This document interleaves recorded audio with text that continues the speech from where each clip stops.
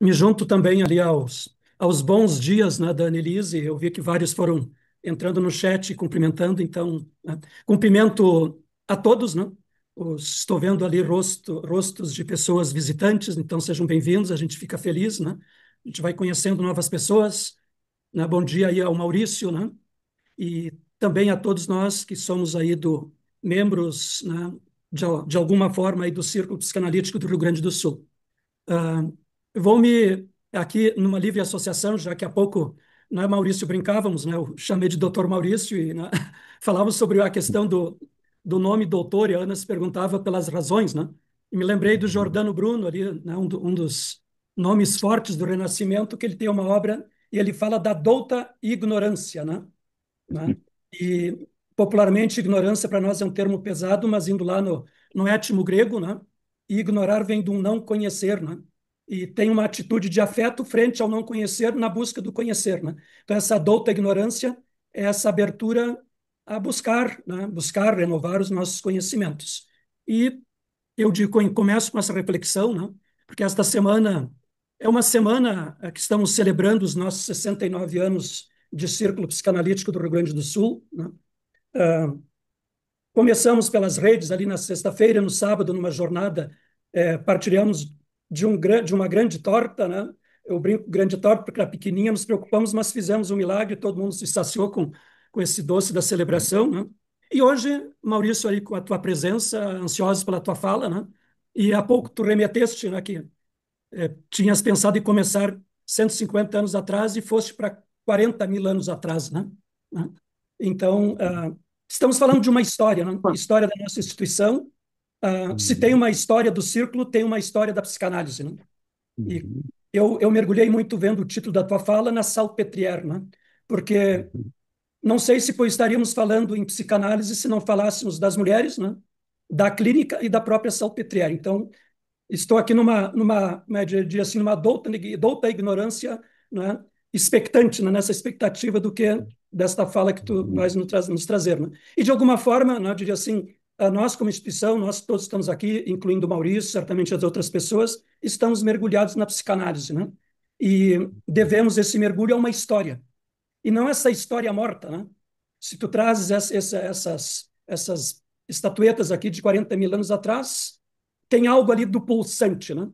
E me parece que história não é algo morto, mas algo pulsante, algo que se historiciza. E nós estamos fazendo essa história do círculo, né? E certamente vamos continuá-la hoje nessas 2 horas aí de reflexões. Então, todos bem-vindos e seja bem-vindo também, Maurício. E repasso para a Bom, Annelise. então, obrigada, Luiz Antônio, né? Eh, Então, apresento o Maurício, né? Maurício Marques e Silva, é médico, psiquiatra e psicanalista didata da Sociedade Psicanalítica de Porto Alegre. Concentra seus estudos em especial na história, né, na mitologia e na contemporaneidade do feminino, né? E eu também fiquei assim muito empolgada com a possibilidade de escutar, né? Já te ouvi num outro evento há pouco tempo atrás e fiquei assim tão encantada com o que eu ouvi que eu pensei, e nós precisamos compartilhar as coisas boas. Então, eu vou propor que a gente possa escutar o Maurício lá no círculo em algum momento, né? Então, e casou assim com essa comemoração, né, dos 69 anos da instituição, dos 120 anos da publicação dos 3 ensaios, né? Então, agradeço muito, assim, a tua disponibilidade e todos os anos de estudos, de publicações, de trabalho, né, na psicanálise, que possibilitam, assim, que a gente possa aprender, né, possa renovar o nosso olhar, né, sobre os estudos em psicanálise, né, a partir desses pesquisadores da atualidade, né, que pensam sobre tudo que já se produziu assim na psicanálise, né? Então, seja bem-vindo e vamos conversando, tá? Qualquer questão, qualquer necessidade, você pode chamar que eu vou estar aqui dando suporte. Vamos conversar em torno de 1 hora e pouco, né? Vamos te ouvir e aí depois, quando você achar que é o momento, né, você abre para a gente poder fazer as nossas trocas, tá bom? Então, muito obrigada pela Tá tua bom. presença. Vamos lá. Eu que agradeço ao gentil convite do Círculo através da Annelise, assim, fiquei muito feliz mesmo, eu gosto de conhecer pessoas diferentes, ambientes diferentes, e assim, a minha ignorância nunca para de aumentar, né? E agora, então, se acrescentou uma instituição que tem 69 anos, olha, não é pouco, né? é muito na psicanálise e que eu, né, desconhecia praticamente. Conhecia de ouvir aqui, ali, uma pessoa ou outra, né?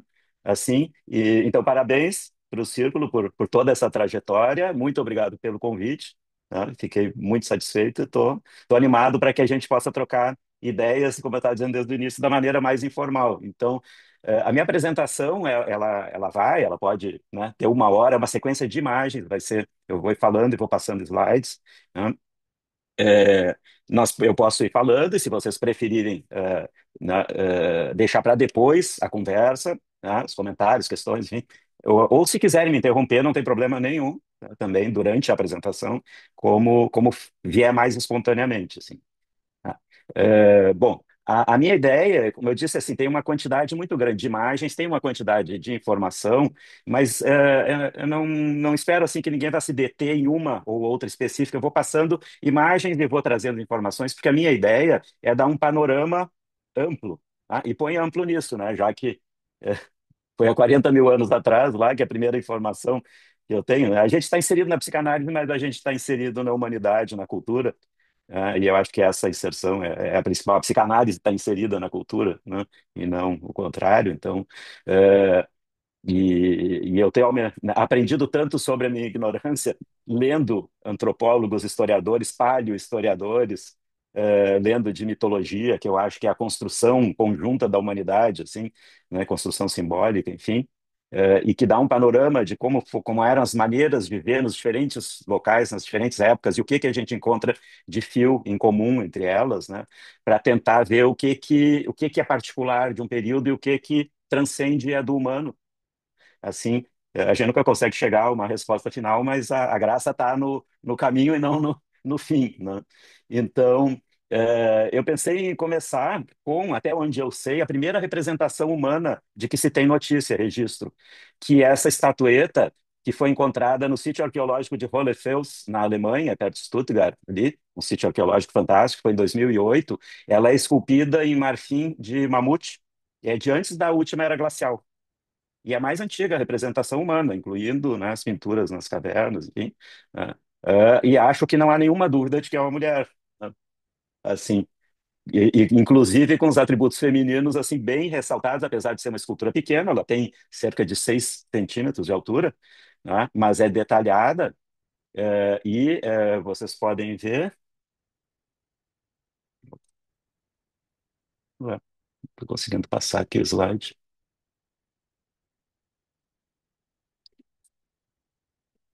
Ah, tá aqui, esse é o segundo. É, bom, O, eu coloquei esse detalhe porque é o detalhe da vulva, né? Como está nítida e bem esculpida. Isso há 40 mil anos atrás, uma escultura de 6 centímetros, né? E a gente pode imaginar aqui livremente, cada um de nós, quem esculpiu essa imagem? Foi um homem ou uma mulher? Né? É, tem a música aquela que Raul Seixas cantava, não nascia 10 mil anos atrás, aí vi tudo.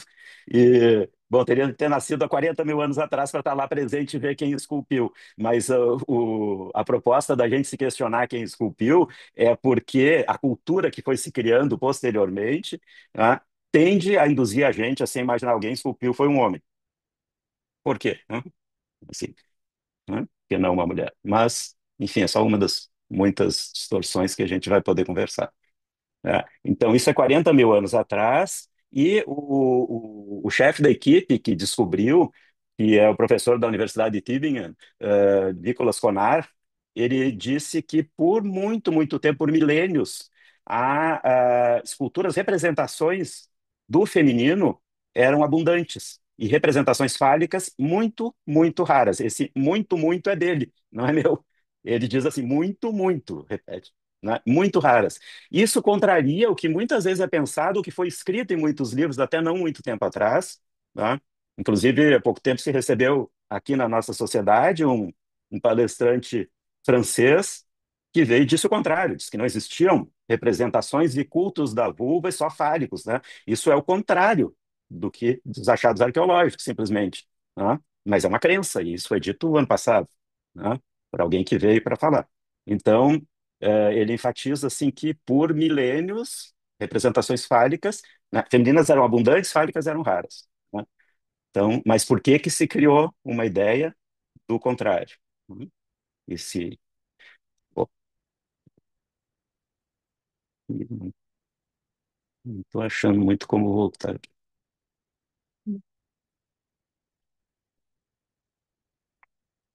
Agora está funcionando. Bom, por muito tempo o que se conhecia era essa, parece que é incorreto chamar, mas é conhecido como a Vênus de Willendorf, a Vênus de Hohlefeld. Não, não são Vênus, né? Então são esculturas femininas. E essa de Willendorf, que era bastante conhecida há mais tempo, né, virou uma garota, agora só com 24 mil anos, comparado com a outra que tem 40 mil, né? Mas já era célebre há mais tempo, né, encontrada em Willendorf, na Áustria, né? Bom, então, de 40 mil anos, fomos para 24 mil anos e agora para 4.300 anos. Na Mesopotâmia, na Suméria, mais especificamente, né, hoje Iraque, lá, o sudeste do Iraque, né? É,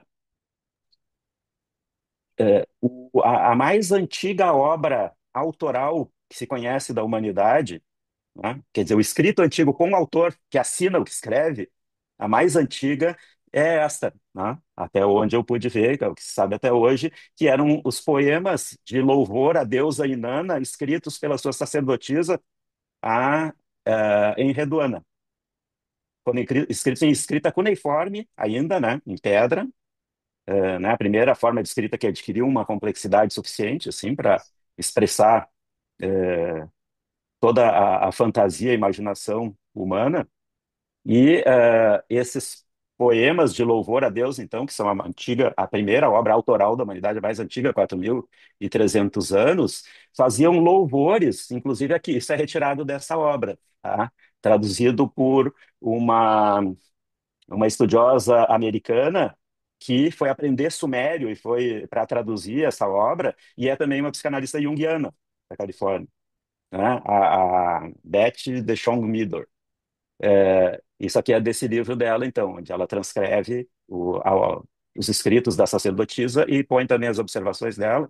E isso aqui é um trechinho que ilustra, né? Assim, um poema à maravilhosa vulva da deusa, né? Essa, enfim, até tinha uma tradução dela, deixa eu ver se eu acho aqui. É, uma possível tradução, né?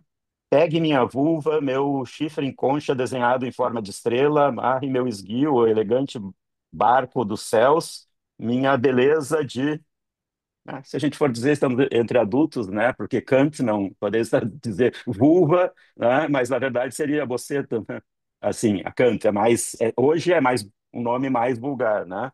Assim, que é como uma crescente, bela crescente de lua nova. Enfim, são louvores à maravilhosa vulva da deusa toda-poderosa. E o termo Kant, né, tem uma nota da tradutora do Sumério em que ela refere a o que hoje é um termo derogatório, depreciativo, né, no inglês, assim, Kant, mas a sua origem que deriva da raiz indo-europeia, né, KU, da onde deriva conhecimento, deriva, enfim, tem toda uma derivação que não era nada assim depreciativa, muito pelo contrário, né? Daí derivam as palavras, a maioria das palavras de muitas línguas ocidentais que se referem ao conhecimento, né?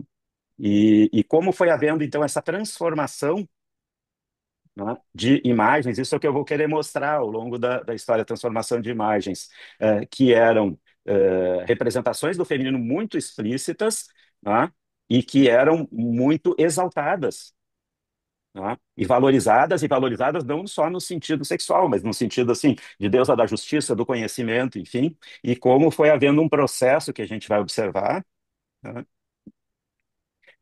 Então, a deusa Inanna, ela foi. As mitologias antigas elas iam influenciando uma outra pelos caminhantes que iam de um local a outro e iam levando as histórias e contando histórias, os rapsodos, né, de um país para outro, e aí no outro país eles, né, ouviam outras histórias, modificavam, as deusas ganhavam outros nomes, mas que tinham a influência das antigas. E uma coisa que eu fui ver, assim, estudando isso, é que é, não levava tanto tempo assim para atravessar o mundo a pé, né?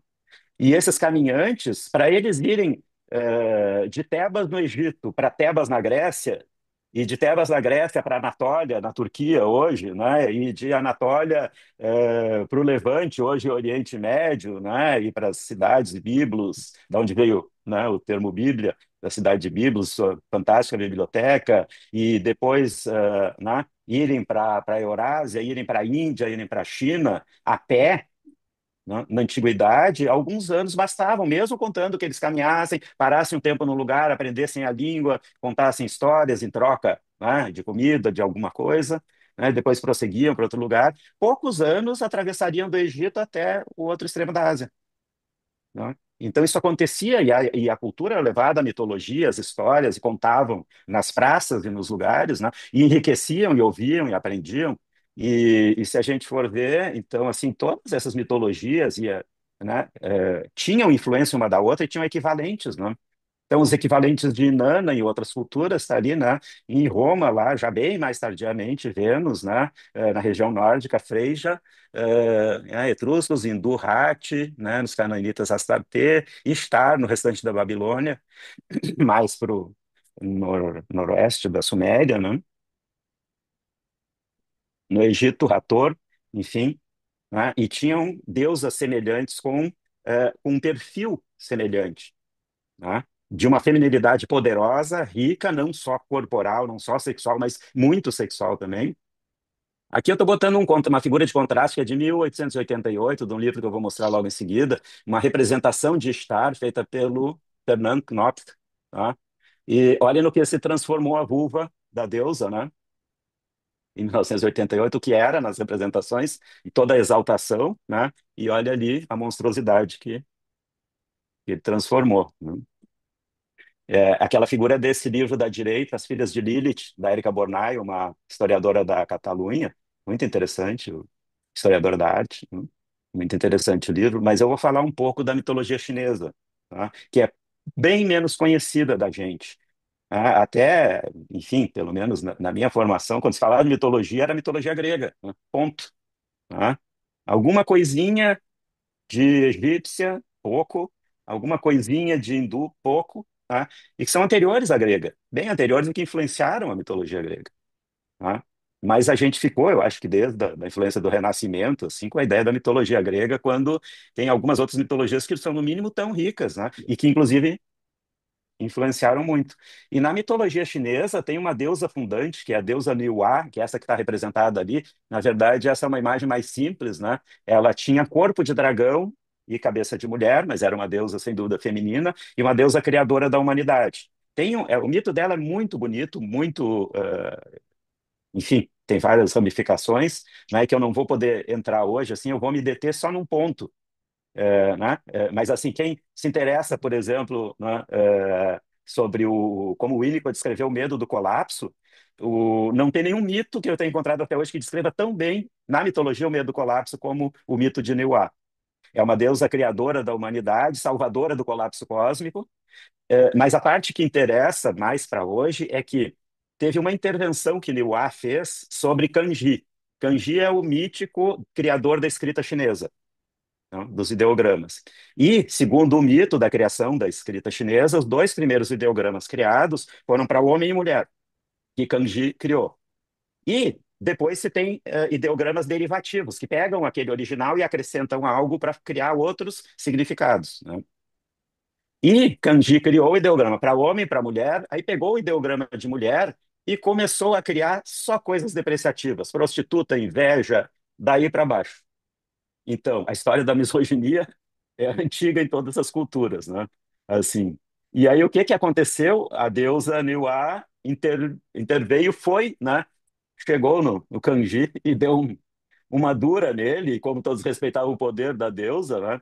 Obrigou ele a derivar do ideograma de mulher, então, qualidades também. E aí ele derivou bondade, maternidade, enfim, tudo por intervenção da deusa, né? Contra essa primeira manifestação misógina já do criador da escrita chinesa. Até hoje existem debates na China quanto à misoginia e machismo embutido na escrita, principalmente a tradicional, né? Até hoje, na atualidade mesmo, né? Enfim, então a história né, da difamação e depreciação do feminino é antiga e, até onde eu pude ver, planetária. Aqui uma outra obra sobre escrita a mitologia chinesa da Anne Birrell, que é acho que é de Cambridge também, e que fala né, da depreciação do feminino, do poder do feminino através do Niwa pode ser escrita, né, N u tremado e depois W A, ou N u tremado K U A, né, na escrita ocidental, então seria Niwa ou Miwa, ali é mulher em chinês, mas ela também ressalta então esse papel da depreciação do feminino, né, através nesse mito, né?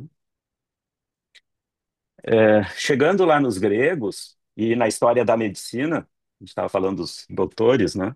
Assim, o Hipócrates, lá então há quase 2.500 anos atrás, e aí isso é uma reflexão para nós psicanalistas também sobre o termo histeria, né? Que como foi criado lá naquela época e foi um termo que já nasceu misógino, né? E que a gente deveria se questionar porque a gente mantém esse termo, tendo ele essa origem, essas conotações. A ideia, né, isso está escrito principalmente em mais de um ponto, mas o livro 11 do Hipócrates, que é sobre as doenças das mulheres, ele tem uma ideia de que o útero ele andava pelo interior do abdômen, principalmente para o hipocôndrio, comprimia o hipocôndrio, os pulmões, e gerava sufocação e uma série de sintomas, e principalmente quando ele estava cheio da sujeira que era a menstruação, ele não tinha sido limpo, né? Então, a menstruação era algo que precisava ser limpo, e quanto mais tempo ficasse menstruando, mais limpo ficaria, né, o útero e o corpo da mulher, senão causava uma série de males, né, inclusive isso do útero viajar por todo o abdômen, comprimindo e causando sintomas. Então, essa é a origem do termo histeria, né? Assim, totalmente misógino, de fantasias misóginas, né, dos homens gregos. Aliás, vinha descobrir assim que dentre os povos antigos, os tão glorificados gregos e principalmente os atenienses eram dos piores, né, com relação às mulheres, assim, os mais bárbaros, mais misóginos, né? A gente vai ver um pouco mais depois. Então, esse é um problema da gente ter sido criado com ainda aquela coisa renascentista de idolatrar a mitologia grega e a civilização grega, né? Tinha coisas para admirar, mas tinha muita coisa muito ruim, né?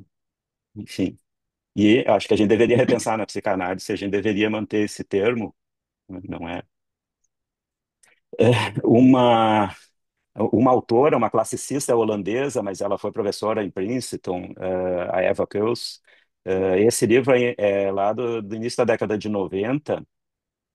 E ela examina principalmente Atenas, mas a Grécia Antiga, e ela reúne nesse livro 340 porcelanas preservadas daquele período só sobre o tema da mulher e do feminino.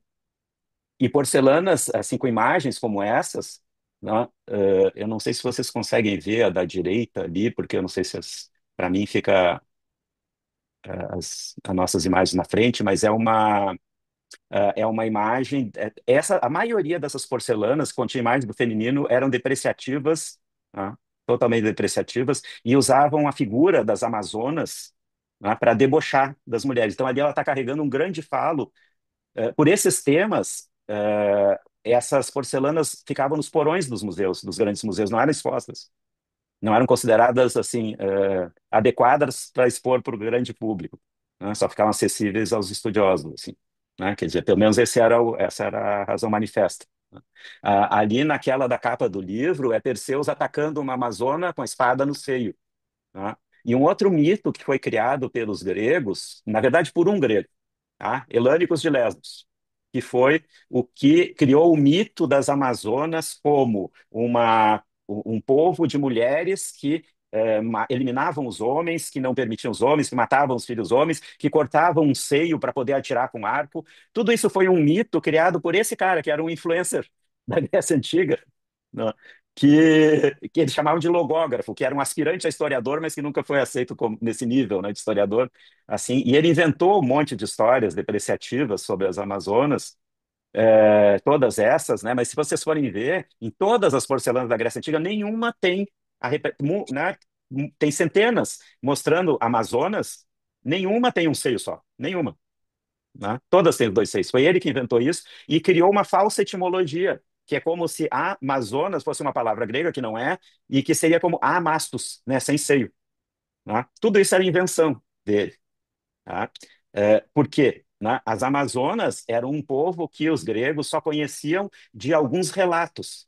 Elas eram, na verdade, da Eurásia, eram os povos citas da Eurásia, daquela região ali do hoje seria Cazaquistão, parte do Irã, né? E era um povo nômade que tinha a vida centrada no cavalo. Então, todos eles cavalgavam, mulheres e homens, desde pequenos. E assim, eles comiam a comida do cavalo, eles tomavam leite do cavalo, eles faziam alimentos do leite do cavalo, da carne, né? E eles estavam sempre, de alguma maneira, andando, né, conforme as estações do ano, enfim, o frio, né? Foram eles que inventaram as calças, né? Principalmente as mulheres da Amazonas precisavam para cavalgar tanto, né? Assim, os gregos usavam só um pano preso pelo ombro, né? E consideravam as calças uma coisa de bárbaros, né? Os gregos tinham, assim, os atenienses, eles tinham essa necessidade de depreciar muito as Amazonas como símbolo da depreciação geral que eles faziam das mulheres, mas tinha aquele misto que traía o fascínio por trás da depreciação, né? Então, eles falavam muito das Amazonas e tinha muitas representações em porcelana, em frascos de perfume, enfim, né? Mas sempre assim, como eles faziam com as mulheres que eram subcidadãos, né? A democracia ateniense era para todo o povo, claro que as mulheres não eram povo, né? Como os escravos, né? Então, era para todos, mas só para os todos. Enfim, enfim, aprendi muito no livro dela, né? E uma das coisas também é que frequentemente a gente pensa que Atenas foi uma homenagem à deusa Atena, né? E tudo indica que é o contrário, né? E o nome Atenas já existia da cidade, a deusa Atena foi criada para ser uma representante da cidade e homenagear, e não o contrário, né? E a deusa que foi criada, então, por esses atenienses extremamente machistas foi a deusa Atena Partenos, ou seja, Atena a Virgem, tá? Que nasceu da cabeça de Zeus. Então, como Eva, né? Lilith inicialmente foi depurada, não era aceitável, era muito insubmissa, né? Aí eliminaram Lilith e botaram Eva, que nasce da costela de Adão, ou seja, a inversão da capacidade de gerar, né? Passa a ser do homem. E Atena nasce da cabeça de Zeus e é uma deusa que não só a representação ali, né, da Atena Partenos, que deu origem ao Partenon, né, o Partenos. Então, o Partenon é o templo da Virgem, Atena, né? É, ela esconde toda a feminilidade e persegue as mulheres. Tanto que ela ajudou a perseguir Medusa, né, que segundo Ovídio era uma mulher linda, que tinha um cabelo lindo, né, e ela ajuda Perseus a cortar a cabeça da Medusa. Primeiro transformam o cabelo em cobras, né, assim. Então se opõe a Afrodite, que seria mais relacionada à deusa Inanna, Ishtar, né, aquela tradição que vinha da Mesopotâmia, lá, né, e criam uma deusa antifeminina, de certa maneira, e que era submissa aos homens, né? Ali naquela outra porcelana, ela está servindo, é a deusa servindo Perseus, né? Então, foi criada a conveniência da misoginia ateniense, né? Aí vamos dar um pulo para a Idade Média, com um toquezinho da contemporaneidade. A Inquisição, bom, durante a Idade Média, tinham mulheres nas cidades, nas vilas, né? Que eram, em geral, as parteiras, as mulheres sábias que eram detentoras do conhecimento de remédios, né? Que davam conselhos, enfim, que tinham um poder e um respeito nas comunidades muito grande.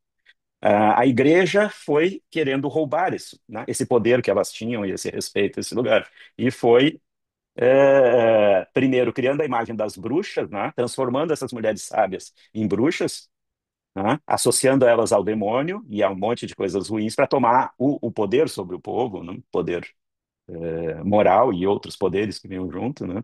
E o Martelo das Feiticeiras era o manual dos inquisidores, assim, que é a obra-prima da misoginia, um horror atrás de outro, assim, e que levou, segundo a Catherine Clément, né, uma intelectual francesa admirável, assim, que a Júlia Kristeva convidou para uma troca de cartas, que foi publicada, eu vou mostrar depois. E a Catherine Clement diz que 2 milhões de mulheres foram queimadas vivas em fogueiras pela Inquisição. A Inquisição perseguiu de longe, predominantemente mulheres.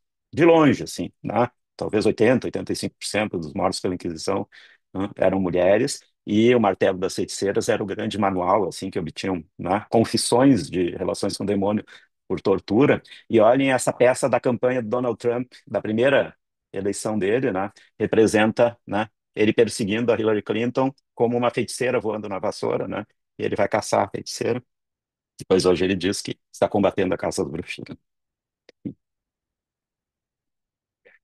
Aqui, em torno de 1800, ainda muito desse pensamento da Inquisição, nos caprichos do Goya. E uma coisa interessante é que a questão do voo das bruxas, né? Suposto voo na vassoura, assim. Primeiro que as representações até essa época, praticamente sempre a vassoura era com a palha para frente, né? O que se prestaria muito mais para uma representação da vulva do que fálica. Depois ela foi invertida. E por que a vassoura e da onde o voo? Né?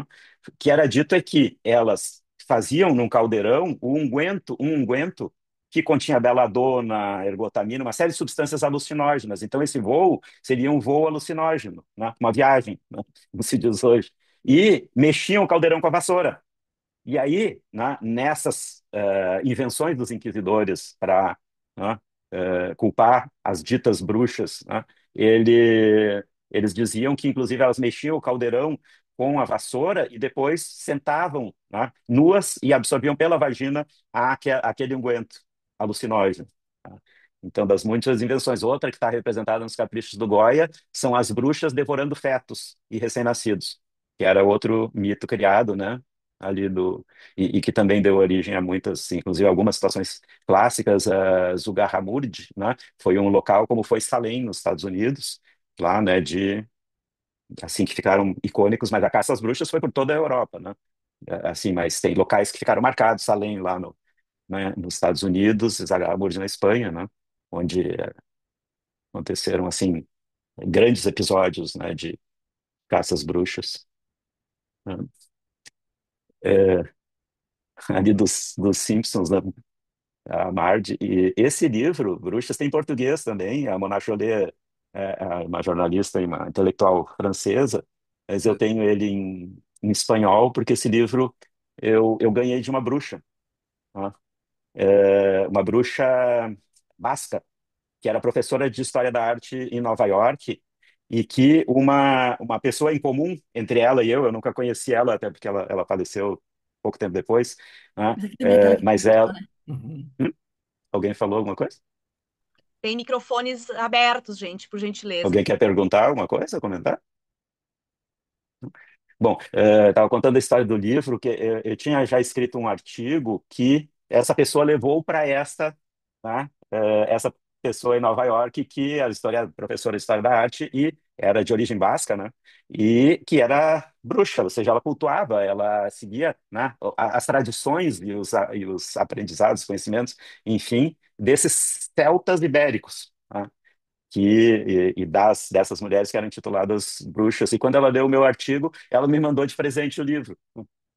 Então, é um livro que tem uma história, né? Eu comecei a receber aquele outro da Érica Bornai, da Catalunha também, As Filhas de Lilith. Também foi um amigo que tinha lido o meu artigo e teve no Museu do Prado, comprou e me trouxe. Então, eu comecei a ganhar alguns livros também de pessoas que sabiam que eu me interessava pelo tema, né?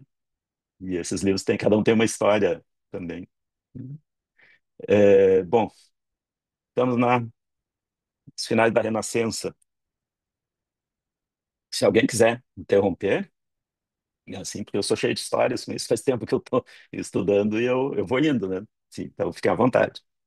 É, eu pedi para vocês pensarem com vocês, quem conhece a Artemisia Gentileschi, né? Conhece dela e da história, das obras, assim.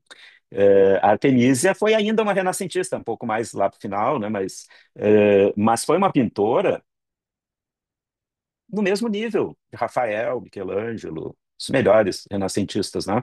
Mas foi muito apagada, muito apagada. E ela tem uma história de que ela ainda adolescente, ela tinha um talento fantástico, assim, e ela entrou num daqueles ateliês, daquelas escolas de pintura né, que existiam na Itália, e de um mestre conhecido, e tinha um outro aluno que não tinha talento, tá? E que tinha muita inveja dela. E ela ainda adolescente, ele gritou para ela, enquanto estuprava ela, né? Chega de pintura, chega de pintura. E estuprou ela. Aí, o que que aconteceu? Ela, né, que era uma mulher muito forte, guerreira, ela insistiu e lutou para que ele fosse julgado, tá? Coisa que não faziam, né? Sim. lutou para que ele fosse julgado. Aí o que que aconteceu? Ela acabou conseguindo um julgamento para ele. Como foi o julgamento? Tá? É, aquele aparelhinho que está ali do lado é um aparelho de tortura, ó, que põe os dedos das pessoas e aperta, esmaga para torturar. Então, eles fizeram uma tortura durante o julgamento para verificar se os testemunhos eram verdadeiros. Quem eles torturaram? O estuprador? Não, torturaram ela, para ver se ela sustentava a denúncia dela.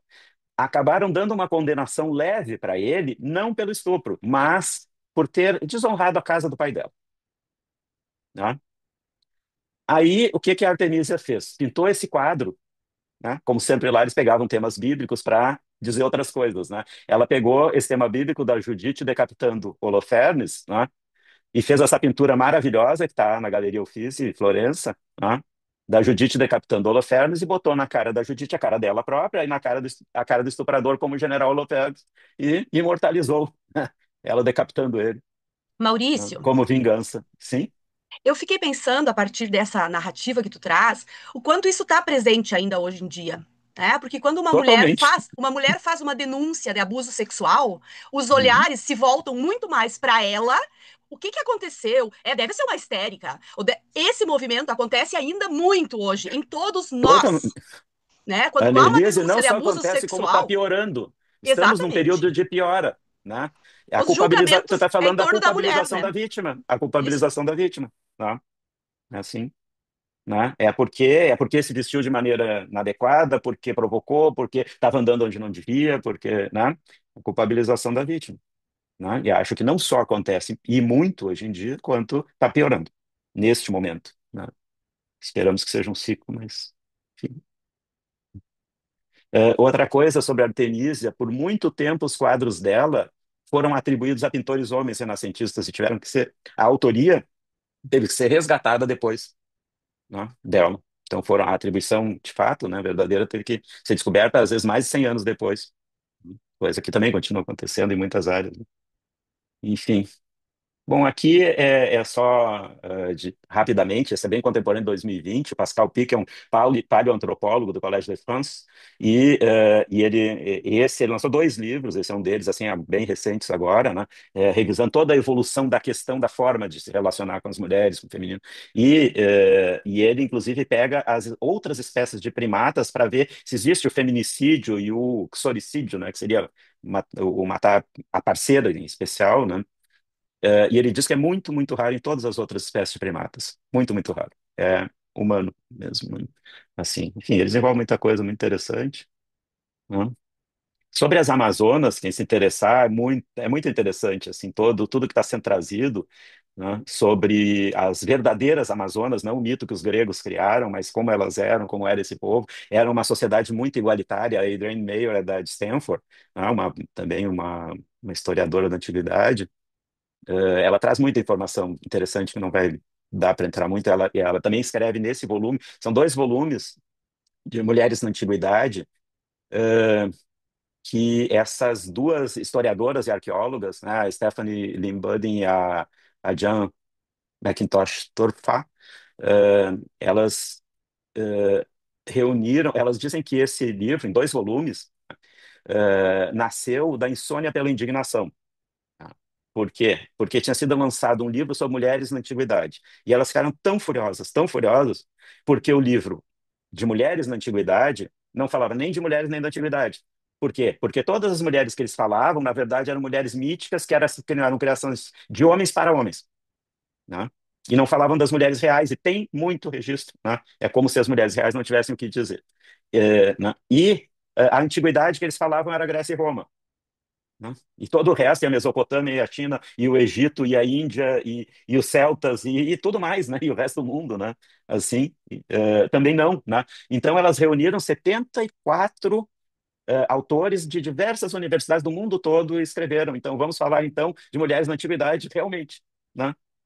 Vamos ver o que que há de levantamento histórico, arqueológico, o que que é e não, né? Com esse viés totalmente distorcido, né? E o livro é muito interessante, é grande, tem 75 capítulos, escrito por um monte de autores diferentes do mundo todo, assim, né? Das universidades do mundo todo. E uma que escreve, então, um capítulo é a Adrienne Mayor, então, sobre os citas da Eurásia. Bom, no Egito, um pouco. Tá dando para acompanhar, tá demais, assim, eu tô despejando informação demais, tá saturando, me sinalizem, assim, porque tem coisa. Maurício, está ótimo. Eu só estou aqui pensando assim, e fico te ouvindo e pensando, de que forma isso está presente nos três ensaios e em tudo que a gente aprendeu da Eu, psicanálise. eu vou chegar lá, prometo que eu vou chegar lá. Agora tem muita coisa no caminho que eu posso apressar um pouco para chegar mais ao ponto, ou eu posso seguir o curso, vamos ver, Segue mas o eu vou curso. tentar manter. Vou Segue tentar o manter curso. no tempo, depois eu dou uma pulada para chegar lá. Eu vou falar rapidamente, então, assim, só para mostrar como é um panorama do mundo, né? E das diversas assim, mitologias, e, portanto, das diversas culturas, né? E das imagens do feminino ao longo do tempo. Então, no Egito, Hathor, né, que é aquela que seria equivalente de Inanna, da Mesopotâmia, no Egito, né, deusa, é uma deusa das oferendas do contentamento e deusa da vulva, senhora da vulva. Né? Então, como isso não era depreciativo, não era escondido, né, era exaltada, era uma deusa importante do panteão egípcio antigo. Depois, outras deusas, Maat e Nut. Né? Maat, essa aqui, dê uma olhada na. Conseguem ver uma pena na mão dela, ali? Que ela está segurando, essa que tem as asas, uma pena que ela segura na mão. Tá? Não tem como. Acho que o cursor aqui não aparece. Mas ela carrega. Maat sempre tem, as representações dela sempre tem uma pena, ou na mão ou na cabeça. O que que é essa pena? Ela era uma deusa da justiça e que julgava os seres humanos quando morriam. Então ela tinha uma balança e tinha essa pena. E aí, quando alguém morria, ela pegava o coração do morto, botava de um lado da balança e a pena do outro. E o coração não podia pesar mais que a pena. Esse é o símbolo, né, de ser, né, aquele ser tinha chegado com o coração leve, né, no fim da vida, assim, do julgamento da justiça. Assim. E Nut já era uma deusa que era o continente do mundo, simplesmente, né? Então, essa é uma representação do interior de uma pirâmide, aqui, essa azul. Todo o mundo fica contido nesse círculo formado pelo corpo de Nut. E aquelas estrelinhas dentro do corpo dela são a Via Láctea. Né? E todo dia ela engolia o sol e expelia, então era o ciclo dia e noite. Né? E o mundo todo era contido, simplesmente o mundo todo era contido nesse arco formado pelo corpo de Nut. Então, representações do feminino no Egito Antigo, né, de muito valor, muito poder, né, e depois a gente vai ver o que foi vindo. Na Índia também, na mitologia hindu, muito bem anterior à grega também, tinha uma trindade inicial que era Shiva, Brahma e Vishnu. Vishnu, equilíbrio, Brahma, construção, Shiva, destruição. Tá? Mas essa trindade original, ela tinha uma deusa que era Devi, ou Mahadevi, da onde vinha todo o poder deles. Então, a divindade maior e inicial do hinduísmo, todo o poder emanava de Mahadevi para esses deuses dessa trindade. Depois, Vishnu vai tendo seus avatares, que são suas reencarnações. Buda é uma, Krishna é outra, Cristo seria outra, né? Que seriam reencarnações, né? Avatares de Vishnu, tá? Mas todos derivando de uma divindade. Então, também, né, não era nenhuma imagem depreciativa. Aqui uma coisa interessante é Kali, né, uma deusa que é cultuada até hoje, e uma deusa selvagem, uma deusa insubmissa, uma deusa lutadora, guerreira, né, é, e que tem um culto grande ainda na Índia, principalmente por parte das mulheres. E é curioso a origem de Kali, né? Porque Kali, a negra, ela se gerou da depuração de Parvati. Parvati, então a branca, a loira, para poder ser aceita como parceira do senhor Shiva, ela teve que se depurar de tudo o que seria mais selvagem e submisso, como Lilith para Eva, né? Assim, e depois para a Virgem Maria.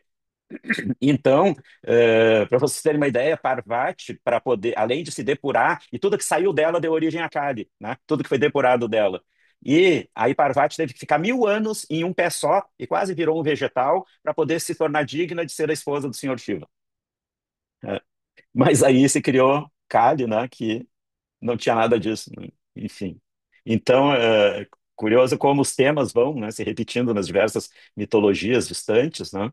Isso aqui é do New York Times, agora em 23, né, falando sobre uma notícia de um festival da deusa, né, onde o progressismo, né, o progressivismo, enfim, o pensamento mais aberto e mais progressista na Índia se expressa no ritual para essa deusa, né? E principalmente por outras mulheres, aqui da mesma reportagem. Então, no festival dessa deusa, tinha instalações artísticas com debates denunciando abuso sexual de meninas e participação de mulheres vítimas de ataque com ácido no rosto, aqui embaixo, né?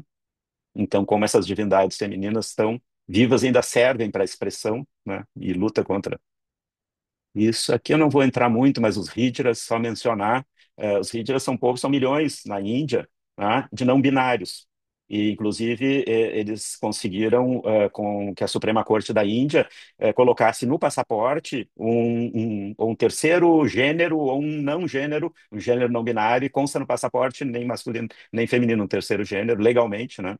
Assim, mas tem uma longa história também na Índia. Também tem essa figura antiga, que era uma figura não binária, em que Ardhanarishvara, que tinha metade do corpo masculino e metade feminino, mas não era como hermafrodita, né, na Grécia. Então tem o tórax, de um lado tem seio, do outro lado tem o tórax masculino, o corpo todo de um lado feminino e de outro lado masculino, e aquele jato que sai da cabeça ali é a deusa Ganges, não? Que fica num coque do cabelo e dá origem ao rio Ganges. Assim, então são figuras cultuadas, poderosas, né, valorizadas, e não só pela maternidade, né? A gente tem também outras figuras na mitologia guarani, mas eu vou passar mais rápido. E aqui, então, chegando na psicanálise, no Winnicott, né? O Winnicott, em 64, ele foi convidado a dar uma palestra para uma liga progressista para falar sobre feminismo. E, mais para o final, ele disse que a questão humana para homens e mulheres é que todos dependiam de mulher, né? Mulher aí como o feminino, esse grande feminino poderoso e essa dependência do início da vida, dependência absoluta, né? Como isso gerava um tipo de ódio que tinha que poder ser transformado num tipo de gratidão para que se pudesse adquirir uma maturidade da personalidade, mas, né, que essa ambivalência contra o poder desse feminino, né, para homens e mulheres era uma questão, né, central. Ah, bom, chegando mais na contemporaneidade, mas eu acho que eu vou. A Liv Ström, que eu só vou mencionar, vale a pena, é uma cientista política e social sueca, né? E ela apresenta coisa muito séria em quadrinhos. Essa origem do mundo vale muito a ver a vulva versus patriarcado. O Freud aparece, né, de forma não muito elogiosa em muitos momentos ali, nesse aspecto, né, com relação ao feminino, né? Também como o Bolas fala, né, de que a mãe objeto inicial acaba sendo o que vai dar origem às divindades, a ideia de divindade na cultura, enfim, no objeto transformacional, né? Outros autores, mas eu vou tentar chegar lá no Salpêtrière, que era a proposta, né? O Feminino Sagrado, ali, a Catherine Clement. Esse tem em português, é uma troca de cartas entre as duas, a Christelle e a Catherine Clement, muito interessante, de 99. Esse é de 2020, acho que ainda não foi traduzido. Muito interessantes os livros dela, uma mulher brilhante, assim. Tá. Rapidamente, sobre a ideia de que não existiram cultos da vulva, né? Não só na antiguidade, mas Idade Média, Idade Moderna. Essa pesquisadora de Dublin, a Barbara Freitag, fala sobre as Shilanagigs, todo o norte da Europa, Escandinávia, eram figuras, vocês veem ali que tem a vulva exposta orgulhosamente, tinham milhares e milhares e milhares de estátuas dessas, né? Das Shilanagigs, expondo a vulva e na frente de templos, e as pessoas passavam e tocavam para ter boa sorte, né? Aí veio a igreja e tentou eliminar, destruiu milhares, mas como eram tantas, não conseguiu destruir todas. As que ficaram, que ainda são muitas, né? Desde a Irlanda até a Escandinávia, norte da França, enfim, Alemanha, eles transformaram em representação da luxúria, né, de um pecado capital. Mas elas não eram originalmente isso, pelo contrário, né? E ficavam na frente de templos. E eram feitas não por grandes artistas, eram feitas pelos artesãos populares, né? Assim, muitas representações na Índia também, onde a menstruação é colocada de forma orgulhosa e não vergonhosa. E aqui chegamos na Salpêtrière. Isso aqui é uma edição especial do Frontiers of Neurology and Neuroscience, de 2014, que só sobre a histeria, né? Revisitando e questionando.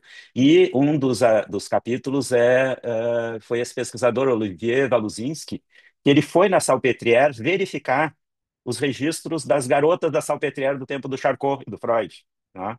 E tem muito, muito registro em todos os prontuários, as histórias, tem desenhos, tem fotos, tem muito material mesmo. Né? E o que que ele encontrou lá? Sobre quem eram as garotas da Salpêtrière, do Charcot, e que o Freud foi lá estudar com ele, né? Assim, é, o que ele encontrou é que todas tinham trauma grave na infância, né? Que elas eram as filhas dos miseráveis do Victor Hugo, né? Assim, da fome, famílias numerosas, da guerra franco-prussiana, da guerra da Comuna de Paris, né? Assim, então famílias numerosas passavam fome, que sofriam abuso, que tinham mortes na infância, depois elas tinham que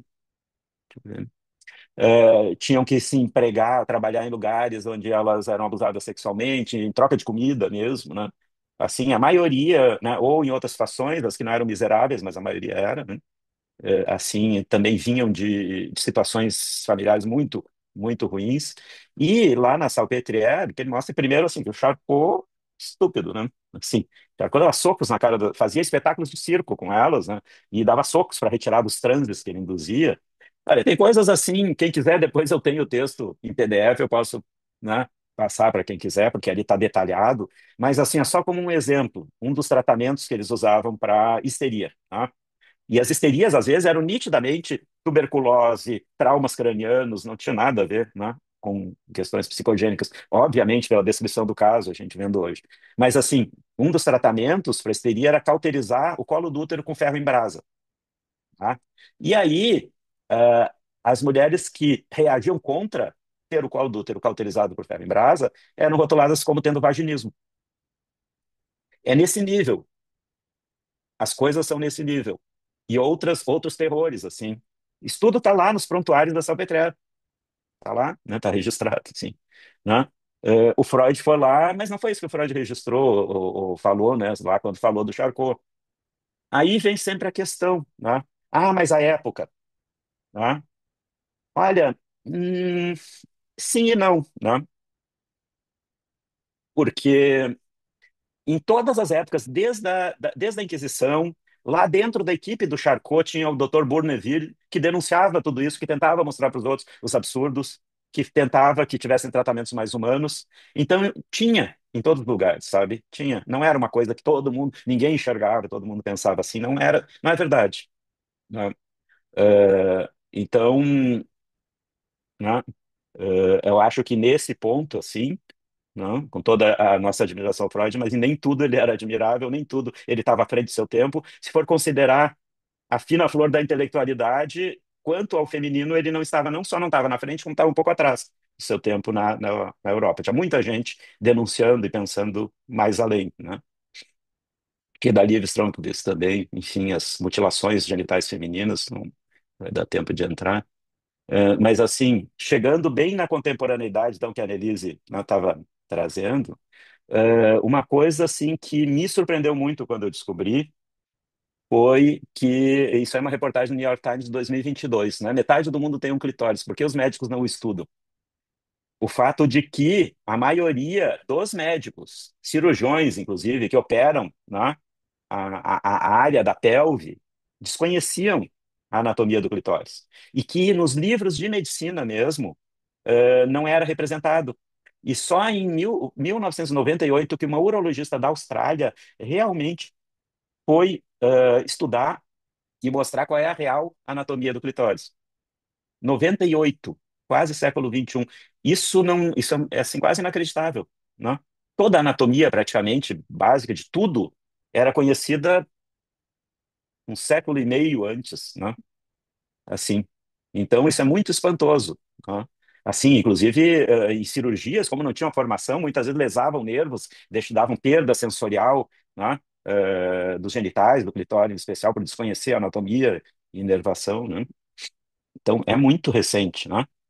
Essa aqui é a real anatomia do clitóris. É um órgão que tem em torno de 9 por 9 centímetros em média, né?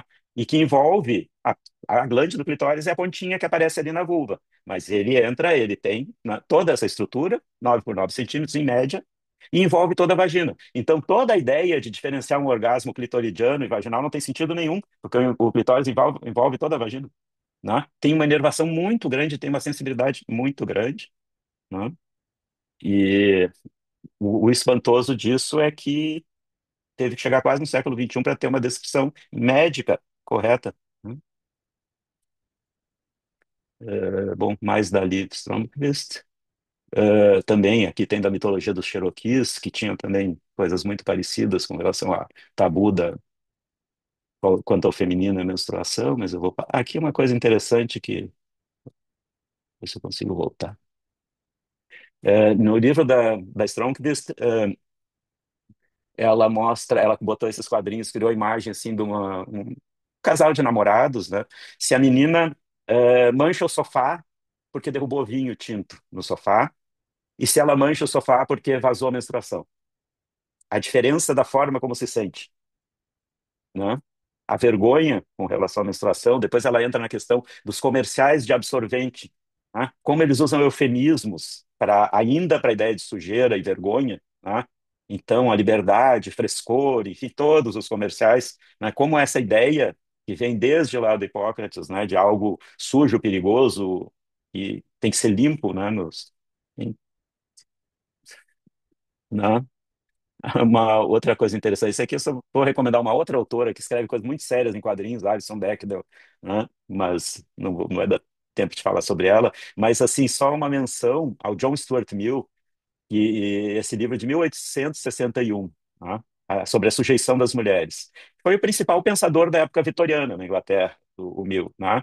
E em 1861 ele já publicou esse livro, denunciando, né, todos os preconceitos machistas patriarcais, enfim, e propôs no Parlamento Britânico que houvesse uma total igualdade de direitos, porque não tinha, né, direitos de herança, direito de trabalho, enfim, e propôs que metade das vagas do parlamento fossem reservadas para mulheres, em 1861, né?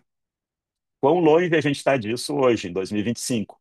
Mas uma outra coisa interessante é assim, quem traduziu obras do Stuart Mill para o alemão? Sigmund Freud. Mas, em uma troca de cartas dele com a Marta, quando namorados ainda, quando noivos, ela expressou o interesse em ler este tal de John Stuart Mill que defendia os direitos das mulheres. E ele desencorajou fortemente, disse que ele ia desviar ela do verdadeiro ideal das mulheres e que não deveria ler. E ele traduziu o Mill, não necessariamente essa obra, né? Traduziu outro, mas, né? Então, que interessante, né? E, aqui é uma coisa atual também, né? Um levantamento internacional da revista The Economist, mostrando uma separação, o crescimento de uma separação da forma de pensar nos jovens, na geração Z, entre homens e mulheres. Os jovens homens se tornando mais conservadores e reacionários, e as mulheres mais liberais e mais autônomas, e como isso estava gerando um afastamento e uma dificuldade de relação, né? Porque os homens estavam ficando mais conservadores e às vezes os jovens ficando mais conservadores até que seus pais, né? Como uma espécie de reação a isso e tendo muita dificuldade, as mulheres tendo uma autonomia, não sendo obrigadas a se relacionar por precisar de dependência econômica, né? Assim, não aceitando relações assim, né? E isso pelo mundo todo, foi um levantamento internacional, é um fenômeno assim, né? Desde Brasil, Estados Unidos, China, né? Índia, enfim, né? Já vou então encerrar. Aqui só, esse é um clássico da literatura feminista moderna, Backlash, da Susan Faludi, que já teve até da década de 90, teve uma edição comemorativa de 15 anos, né, agora nos anos 2000 e pouco, e, e ela previu assim o backlash, ou seja, a reação, o retrocesso, né, a reação que haveria às conquistas femininas que estavam tendo, e disse, olha, isso é o mais certo que vai acontecer, não esperem que as conquistas, né, vão ficar estabelecidas e vão continuar sempre melhorando, não, pelo contrário, vai haver o backlash, é difícil traduzir exatamente o backlash, mas é aquela volta que dá no chicote quando ele vai e volta, né, aquela ricochete, né, assim, né? E que, bom, né? Basta ler os jornais, né? Para a gente ver o retrocesso que está havendo, né?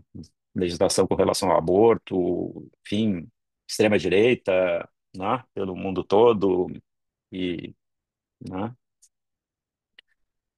E a questão da. Deixa eu ver uma coisa. Não vou entrar aqui, eu vou encerrar agora só com esse adendozinho, essa notinha que o Winnicott colocou naquela palestra que ele deu em 64, né? Ele depois saiu registrada por escrito e ele botou essa notinha depois, assim, de terminado, né? Que ele disse que ele, enfim, revirou nesses assuntos, né? Que podem ser pensados em torno do termo feminino e que pertence à relação universal, né? Entre homens e mulheres, mas que muito mais tinha que ser dito e que isso não seria motivo de vergonha, né? Quanto mais a gente olha, mais a gente vê.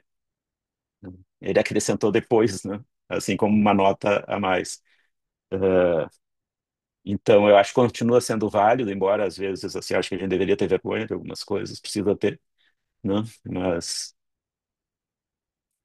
é isso, pessoal. Espero que não tenha sido uma enxurrada demasiada assim de informação, mas eu queria trazer, né, como também né, vocês me propiciaram assim um tempo amplo para trazer, que é difícil a gente ter essa oportunidade de poder, né, eu quis trazer esse panorama realmente bem amplo desde o início dos tempos, né, e nos diversos locais para a gente olhar o panorama e olhar a trajetória, né, assim, de como foi, né, para poder conversar.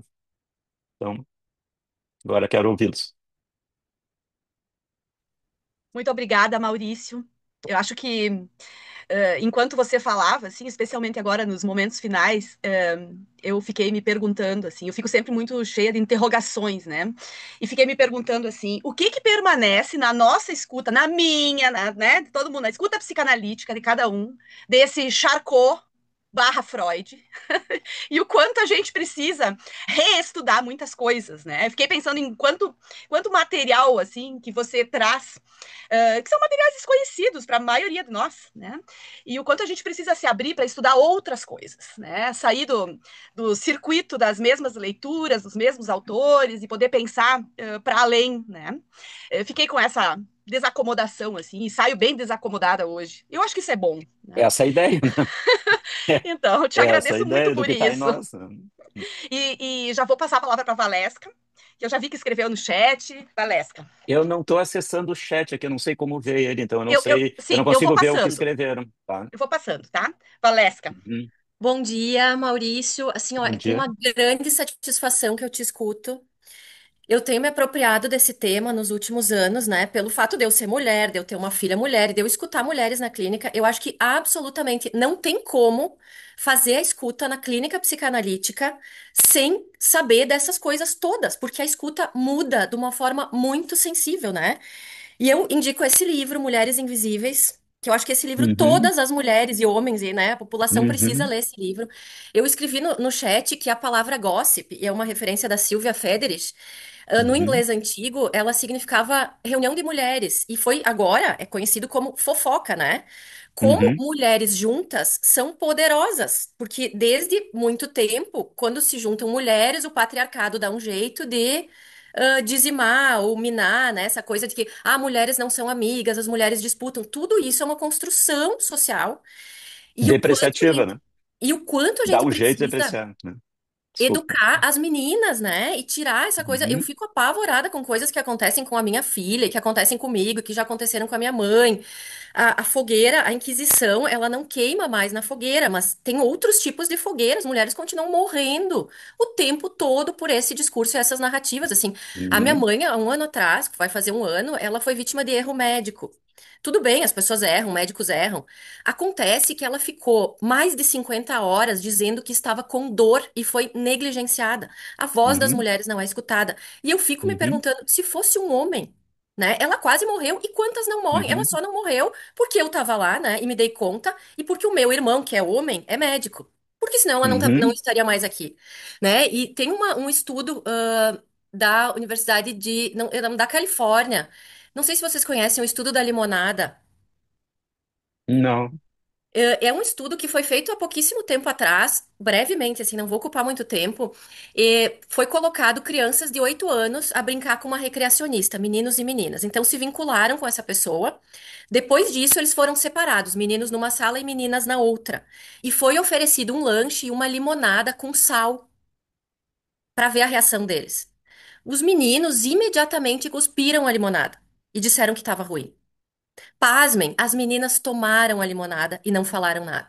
Isso nos diz muito da nossa cultura Uhum, hoje. Mulheres são criadas para agradar, para ficar quieta, para não falar sobre o que sentem, porque são consideradas loucas, histéricas, né? Então, assim, ó, isso é uhum, muito sério. Outro dia, minha filha de 13 anos saiu na rua. Eu moro numa cidade do interior, que eles conseguem ainda caminhar minimamente na rua.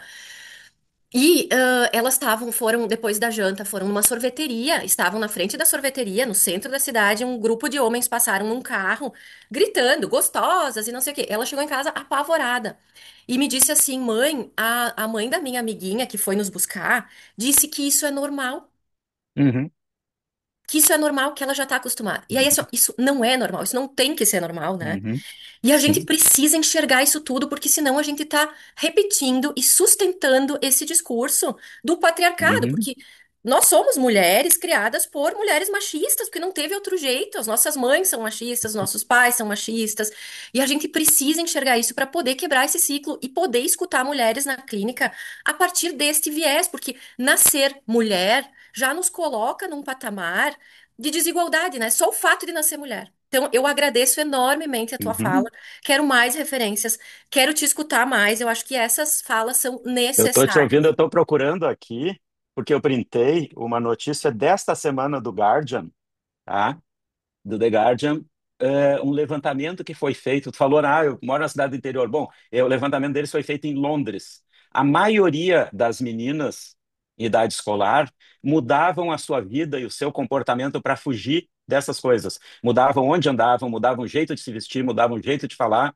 A maioria em Londres, né? Um levantamento desta semana, publicado esta semana. Eu não sei se eu vou achar aqui agora, mas, né, junto com também a manifestação que vocês devem ter acompanhado, e em Londres teve mais de 100 mil, né, manifestantes de extrema-direita, né,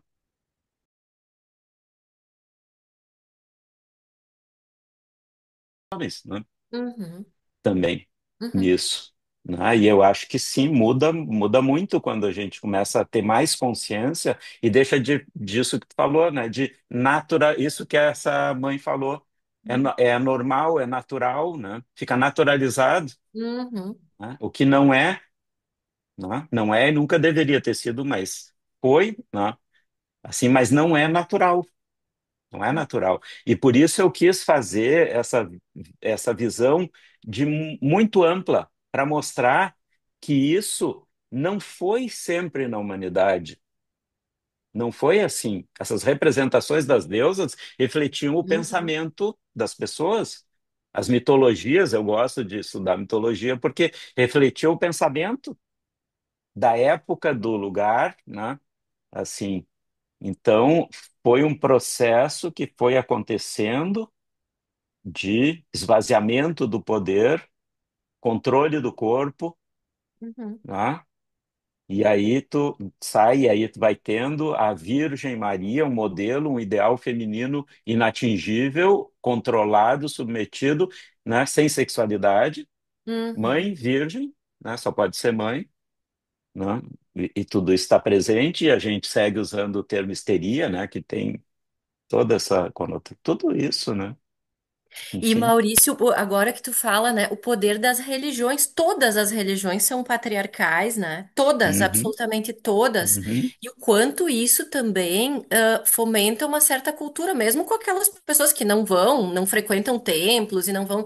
E a própria uhum, distorção da Igreja Católica na história de Jesus uhum. Cristo, o quanto colocou Madalena nesse lugar da prostituta, né? Como é que Jesus Cristo, naquela época, com 33 anos, como é que ele não tinha uma vida sexual? Como assim não tinha uma mulher, né? Como assim não teve Uhum, filhos? Então, é algo assim, são sim, muitas camadas a que a gente, sim, mas que é nós estamos submetidos.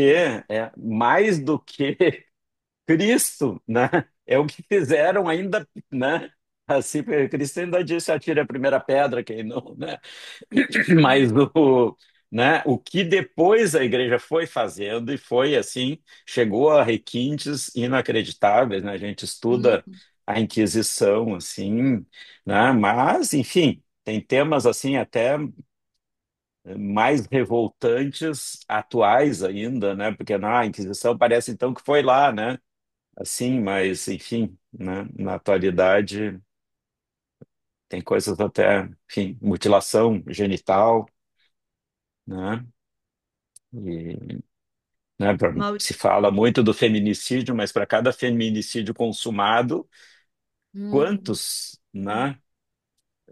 Quantos abusos assim horríveis, né, existem, né, no cotidiano que não são sequer, né? Escutando, Maurício, a tua fala e as pontuações da Valesca, e especialmente assim algumas pontuações que tu trazes, Maurício, em alguns momentos, né? O slide do Trump lá, né? Uhum, Aquele mote de campanha, enfim. Eu também fico pensando da impossibilidade de estudar psicanálise desconectada da realidade. Essa história de dizer que não dá para misturar psicanálise com política, isso é um enorme equívoco, é um cegamento e que atravessa a escuta psicanalítica. Como escutar na clínica sem estar atento a esses movimentos que atravessam a política internacional, a política nacional e as políticas institucionais? O que se mantém dentro das instituições psicanalíticas na medida em que certos assuntos não podem ser falados? E, uhum, inclusive, o que fica atravessado nos processos da formação psicanalítica a partir da escolha do que vai se estudar. uhum. Né? Eu fico Vocês pensando, ouviram a Isildinha Nogueira falando já? Quando ela sim, conta da análise dela, em que ela começou a trazer a questão do racismo e o analista que ela tinha na época disse, mas não existe racismo no Brasil.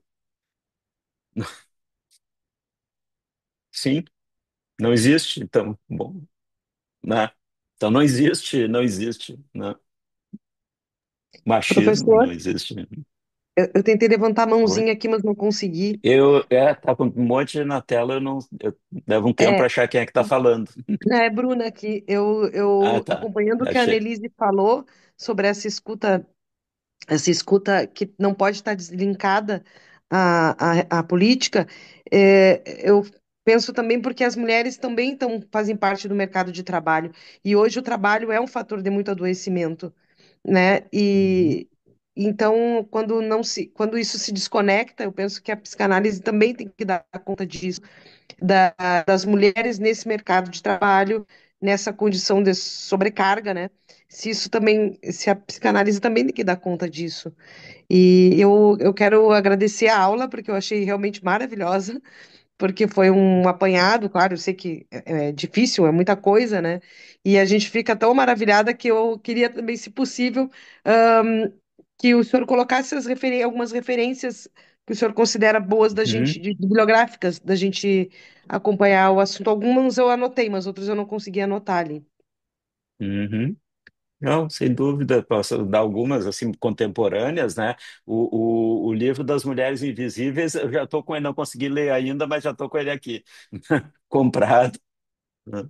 E tem várias autoras que não deu tempo também de colocar ali, né? Mas assim, publicações recentes excelentes, a Marilene Patumatis, que saiu, acho que a tradução agora do livro bem recente dela, é uma paleo historiadora francesa de altíssimo nível e que é o homem pré-histórico também é mulher, né? Ou a Catherine Malabou também sobre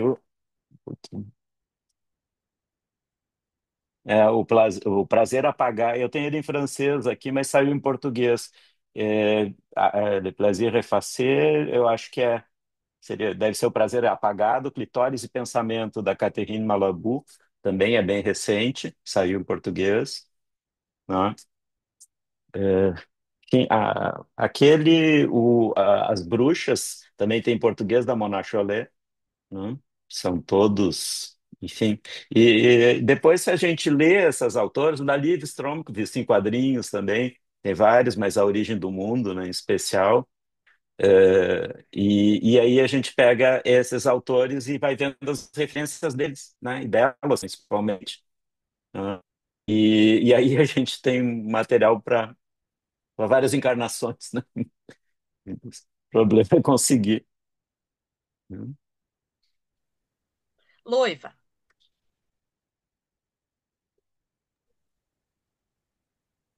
Primeiro agradecer, né, Maurício, pela brilhante eh, historicização, né, desse tempo todo aí de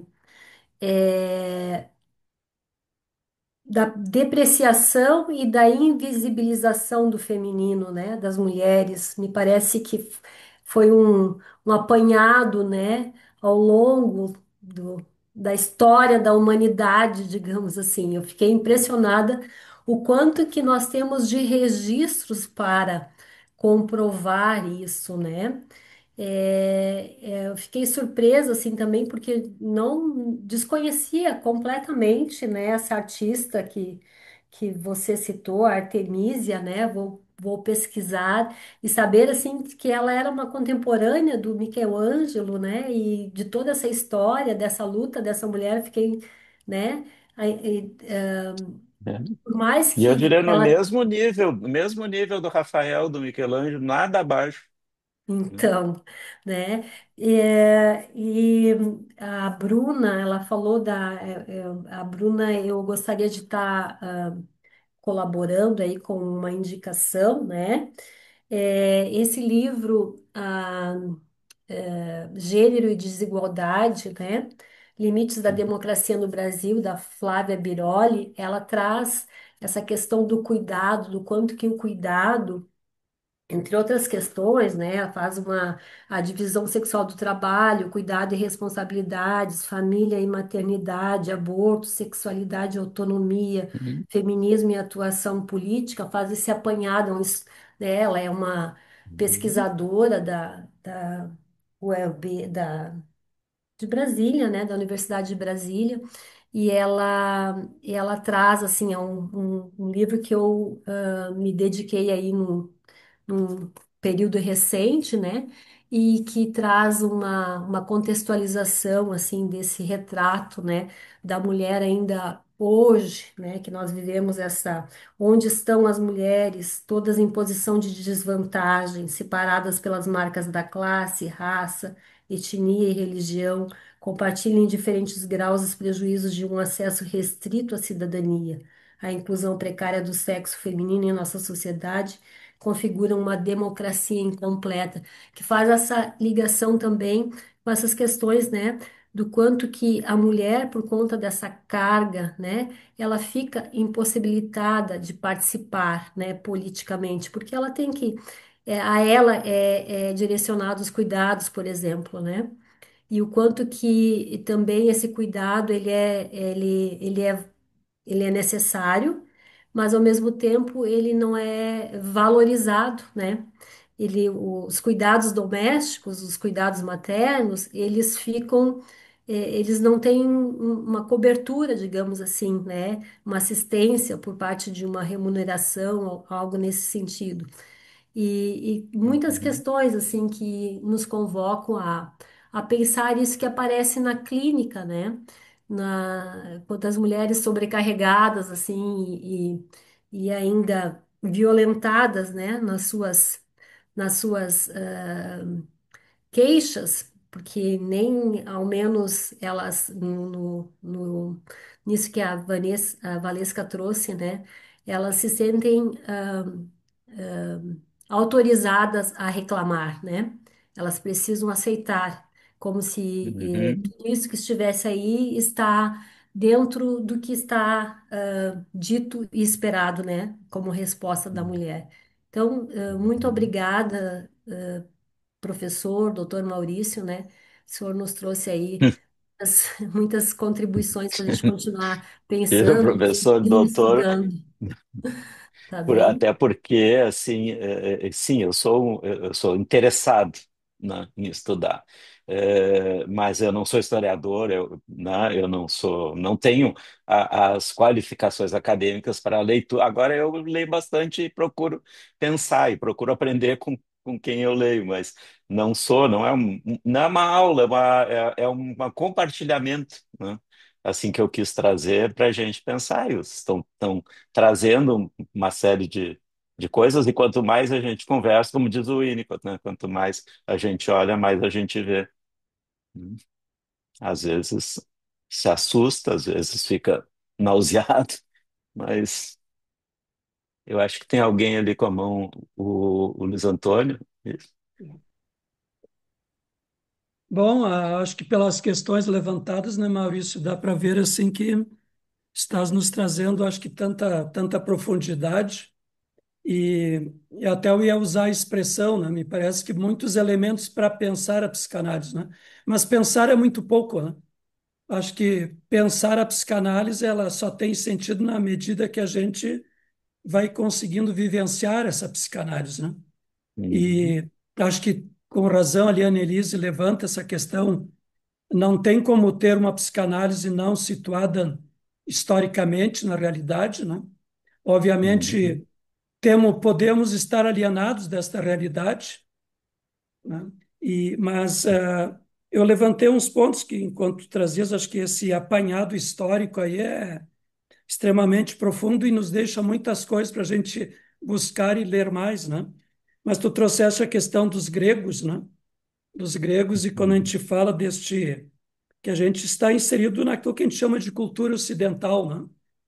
E dentro dessa uhum, cultura ocidental, acho que a gente tem tantas heranças, poderiam chamar assim da ordem da perversão, né? Esse próprio lugar que é colocado feminino, né? A questão do citasse aí a Sludinha entre a questão do racismo, né? Entre a questão indígena e por aí vai, né? Mas eu diria assim, é uma herança grega complicada, né? uhum, Até nós, muitas, os gregos nos deram a democracia. Em parte, sim, né? Mas uma democracia da desigualdade, né? Tu citaste uhum. muito bem os 10% onde escravo, Sim. onde mulher, onde criança não tinha um lugar, como lá também, um tanto na tradição judaica, né? E eu acho que Uhum, também ali a própria filosofia grega, né? Na uhum, linha, o próprio lugar da medicina que tu citaste, que lugar é este do feminino? Enquanto tu também trouxeste, eu me lembrei do Engels, né? Ali quando ele faz o estudo da família, ele destaca a questão em algum momento do patriarcado, desculpe, aqui um ato falho, ia dizer do patriarcado, mas do matriarcado, né? Tem uhum, Aníbal Ponce, um texto, Educação e Luta de Classe, se eu não me engano, ele tem um capítulo que ele dedica às sociedades primitivas, onde ali o coletivo está bem predominante. Ele tem um capítulo que ele fala também do matriarcado. Mas eu fiquei uhum, me perguntando assim, bom, tem um movimento, né? Quer dizer, se em algum momento esse matriarcado, como tu trazes ali em algumas deusas, né? Digamos, este feminino estava ali transparente, tinha o seu lugar, né? Fiquei uhum, pensando, não tem muito claro como também foi se dando, né? Digamos, este processo de uma saída de um matriarcado para um patriarcado, né? Eu acho que uhum, são temas que me ficaram também a me uhum. suscitar um pouco, né? Mas eu Eu acho que, acho sem ótimo que dúvida, tu são tenha desafios para a colocado. gente pensar, né? Uhum. Não, e essa questão porque eu me dei conta que a tua pergunta me ajudou a me dar conta de uma coisa que eu não. Eu acho que eu fui apresentando seletivamente, né, todas as representações do feminino como valorizado e poderoso, e não só na posição da maternidade, na questão da maternidade, mas no geral, no pensamento, né, assim, no conhecimento. Isso não significa que aquelas sociedades, eles tinham deusas em posições assim, e deusas que representavam sabedoria, justiça, enfim. Não significa que aquelas sociedades fossem matriarcais. elas eram só mais equilibradas, elas admitiam o feminino em lugar de valorização e poder, né? E não só no lugar da maternidade, né? Agora, existiram também sociedades matriarcais. Não foram tantas, mas existiram e foram significativas do ponto de vista antropológico. E isso quem diz é o Pascal Pic, esse paleoantropólogo do Collège de France, da Universidade de Duke, um cara bem conceituado. Esses livros são recentes. Eu não sei se algum já foi traduzido. Ele tem dois livros recentes dele. Um é aquele que eu mostrei, que é Evolução, né, criou a mulher, e ele fala, ele menciona ali, ele tem todo o conhecimento aí, né, amplo, né, para falar que as sociedades matriarcais existiam.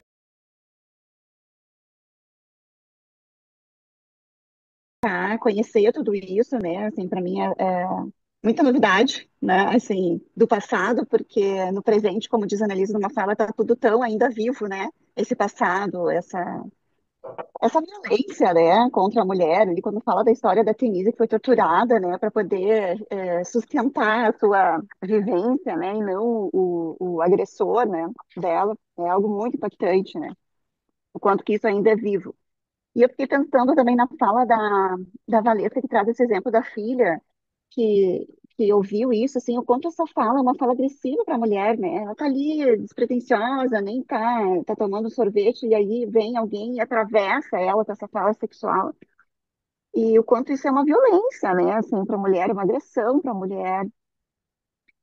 E aí essa agressão, essa violência, essa coisa de ser um objeto, porque ele vai lá e fala, ah, sou gostosa, como se fosse, né, assim, um objeto da pessoa. A mulher é um objeto da pessoa, assim, né? Eu tô te vendo, eu tô me satisfazendo com aquilo que eu tô vendo, então eu vou botar para fora, né? Essa fala vem quase como uma ejaculação ali. Então essa mistura, né, da mulher objeto, da agressividade, da violência, né, assim, e da tortura da Denise, eu fiquei pensando o quanto tem de perversão no instinto do homem. Instinto não é bem uma boa palavra, mas nesse âmago ali do homem.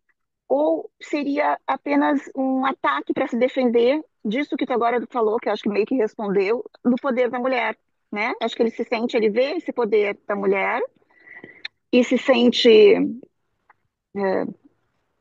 não sei, enfraquecido, impotente, e aí ele faz esse ataque, né? Quando tu fala da questão da origem da misoginia, que o homem tirou o poder através da violência física, para mim faz uma costura nesse lugar da misoginia e da história da mulher na civilização, né? Do poder da mulher na civilização. E o quanto a gente teve que ser achatada, reprimida, desvalidada, desvalorizada, para o Uhum, homem poder ter esse lugar.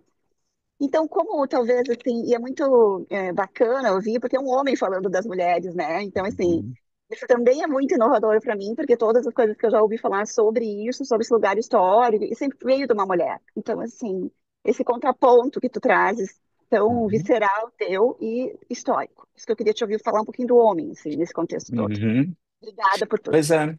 E isso, eu que agradeço a interlocução de vocês, a atenção, assim, e sempre me perguntam, né? Porque eu já apresentei em diversas situações locais, enfim, né? E me perguntam assim, um homem falando disso, né? E todas as respostas que a gente dá sobre a gente mesmo sempre podem ser, pode não ser, né? O que a gente conseguiu conscientizar, mas assim, o que uma coisa que eu acho que entra em conta, não sei dizer, né? Se é o principal, o quanto por cento, né? Mas assim, eu consigo visualizar 5 gerações de mulheres na minha vida, né?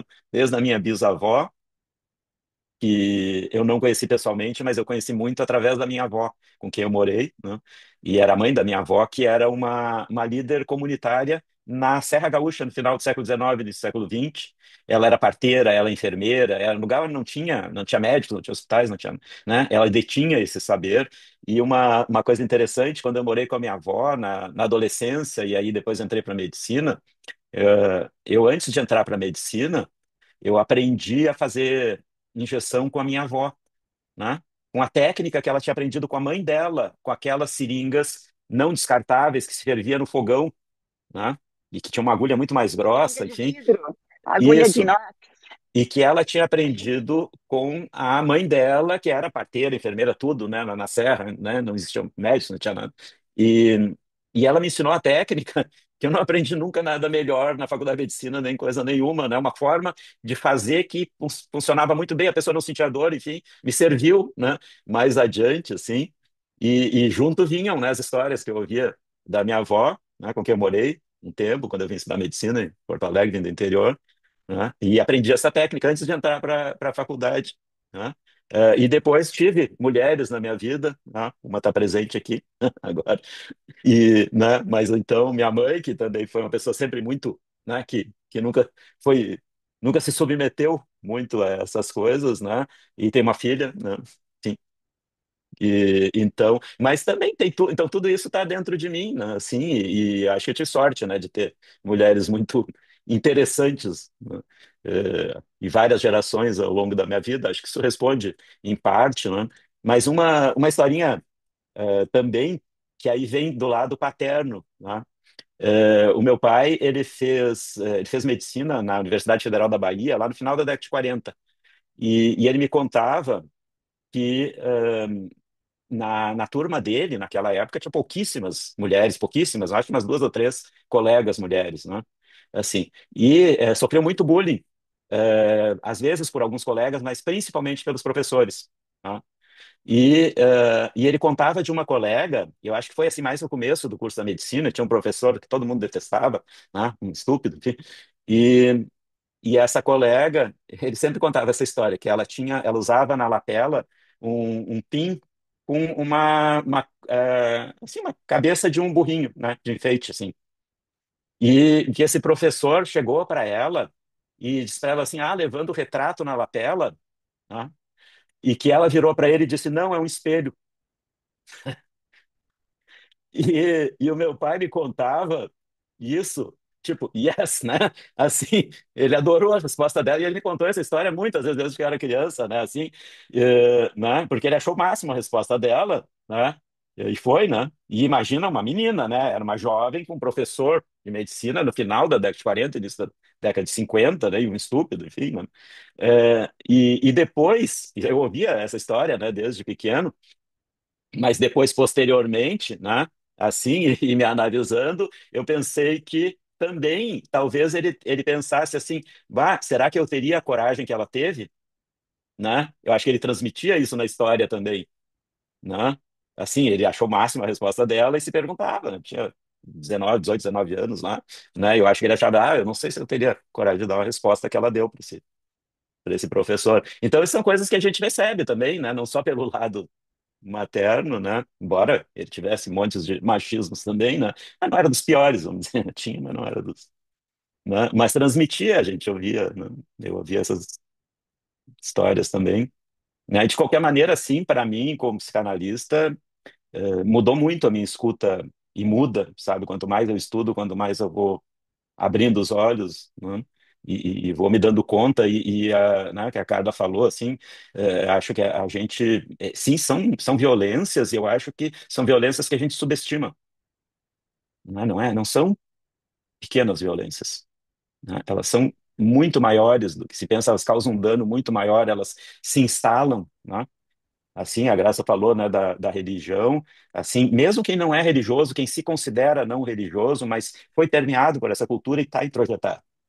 Então, às vezes eu vejo, atendo pacientes que não são religiosas, que, né, não acreditam, né, seu eu adulto não acredita, né, mas a gente vai vendo o quanto toda aquela cultura na qual foi criada age, aparece implicitamente na forma como se julga, na forma como se conduz, naquilo que vê, naquilo que cega, né, naquilo que subestima, superestima, né? Então, para mim, foi abrindo, né, muito mais, assim, eu vejo nas minhas pacientes, nos meus pacientes, né, e acho que, sim, eu acho que foi a Bruna que falou, né, assim, não tem como seria uma psicanálise sem considerar o entorno todo, né, e o entorno imediato e o entorno histórico, alienada, né, simplesmente se cega, né, para algo que é que Mas, nem o, Maurício, assim, o psicanalista da Zildinha, que disse que não tinha racismo, né, no Brasil. sim.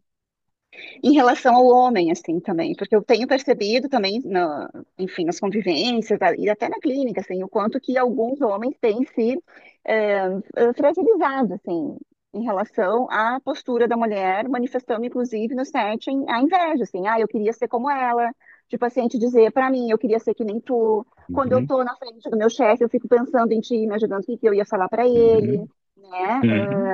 Então, tem esse lugar que, que parece que também em algum movimento eu me fica perdido. Se eu não for esse valentão, quem que eu vou ser? O banana? Então, Uhum. parece que não tem ainda um lugar de meio termo para o homem Mas diante eu acho desse que essa movimento inveja que está se sempre movimenta por envolvida. A ele. depreciação é fruto da inveja, né? Sim, sim. Toda a depreciação é fruto da inveja, né? Assim, desse aquilo que o Winnicott disse, né? Eh, O, o- esse poder do feminino que é absoluto, e principalmente no início da vida, no período de dependência absoluta, no período de espelhamento primário, né? É muito suscetível a que isso desande, né? Assim, e aqui essa dependência absoluta vire um ressentimento e uma necessidade de depreciação, né? E às vezes uma vingança contra esse Uhum. poder, né? Assim, então, né? E a inveja é só uma forma de falar disso, assim, Maurício, então, desculpa. Muito obrigada. quem? Eu aqui, a gente já tá assim batendo assim na trave do horário, né? Mas eu Uhum. queria assim te escutar falar um pouquinho sobre, ouvindo agora as falas de vocês, se você puder falar brevemente sobre os possíveis impactos violentos da concepção de inveja do pênis. Uhum. Ótimo, E depois a ótimo. gente encerra. Foi ótimo, porque foi algo que muita coisa, né? Eu não consegui, porque era, né? Eu queria dar esse panorama, enfim, e muitos temas eu deixei de lado que não podia deixar de lado, e agora que bom que eu trouxe, né? Porque essa é uma questão muito séria para nós psicanalistas, assim, e e eu acho que a gente tem, e vários autores já têm salientado isso, a gente tem que fazer um resgate da Karen Horney, tá? Um resgate, né? Conhecida por aqui como Karen Horney, né? Mas a Karen Horney, a gente tem que fazer um resgate dela. Foi uma analista extraordinária, teve uma coragem extraordinária de discordar do Freud em 1920 e vinte e poucos e de dizer não, não é assim, não é isso que eu vejo em mim e nas minhas pacientes, né? Essa ideia de uma inveja do pênis estruturante primária, né? Ela denunciou desde o início. Ela disse: não, a inveja do pênis pode, não necessariamente, mas pode se criar secundariamente como uma forma de localizar em alguma coisa uma percepção de uma desigualdade e de um abuso e de tudo isso que a gente falou, né? E aí seria uma inveja do pênis secundária, que é onde se gruda para justificar, supostamente, né? Não, não é a causa, é consequência, né? Assim, é bom. Então os homens são superiores, têm todos esses privilégios, então deve ser por quê, né? Quer dizer, eu noto que eu sou tratada com menos, eu sou tratada, né? Enfim, e aí ela fez a crítica, olha, tem artigo e ela era muito jovem, né? E de 1925, por aí ela já escreveu discordando e apresentando isso, e foi, né, ostracizada, né? Assim, foi hostilizada, né, no meio psicanalítico, enfim, né? É claro, ela se desenvolveu muito, desenvolveu outros meios para ela e não ficou na posição que nem era, né?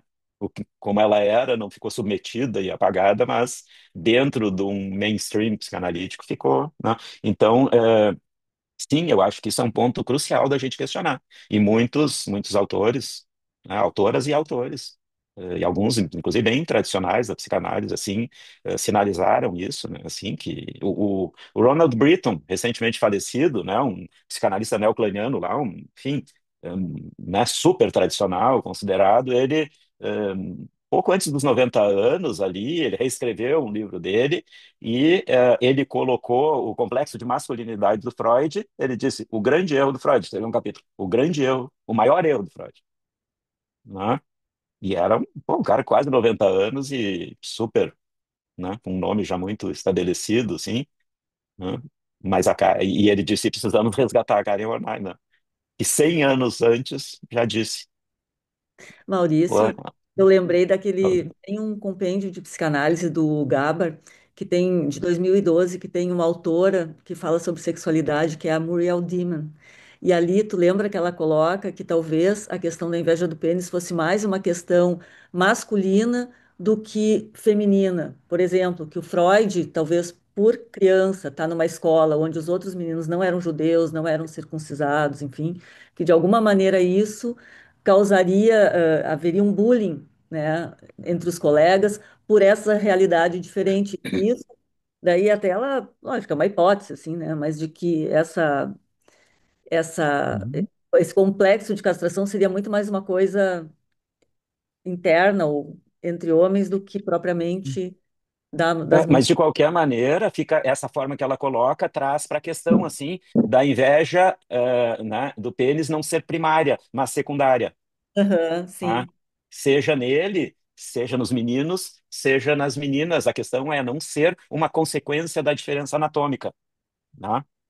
Não ser uma consequência da diferença anatômica, mas ser, na verdade, uma forma de figurar uma percepção de uma grande diferença na forma de ser tratada e nos lugares que tem na sociedade de desvalorização, de descrédito, de opressão, né? E aí vai e se liga nisso. Então, não é porque a anatomia leva a isso, mas, né? Então, não é uma ideia de não existência, não possível, não é que não possa haver inveja do pênis, mas que ela não é primária.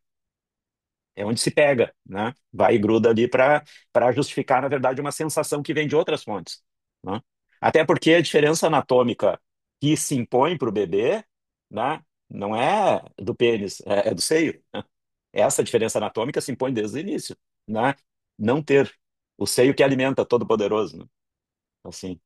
Essa é uma diferença anatômica que se impõe desde o início, diferença de ter pênis, né? E, enfim, também dizer que, né, que o genital da menina não ter é uma ausência de pênis e não, né? E por isso toda essa negação e desmentida da vulva, do clitóris, né?